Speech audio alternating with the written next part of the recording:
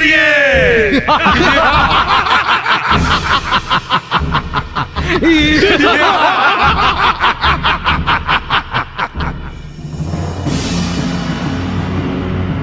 ઓહ, અનર્થ થશે. આ અનર્થની એંધાણી છે. ઇન્દ્રદેવ, આમ અચાનક અનર્થની એંધાણી? હે ઇન્દ્રદેવ, હા તે કેવી આપત્તિ!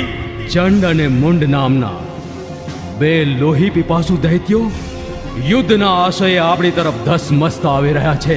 આપ તો દેવ છો, ઇન્દ્રલોકના સ્વામી છો, બંને રાક્ષસોને હણી શકો છો. હું દેવ છું, પણ દેવોના દેવ મહાદેવના વરદાનથી એ બંને દૈત્યો રક્ષિત છે. યુદ્ધ કરીએ તો પણ આપણી જીત નહીં થાય.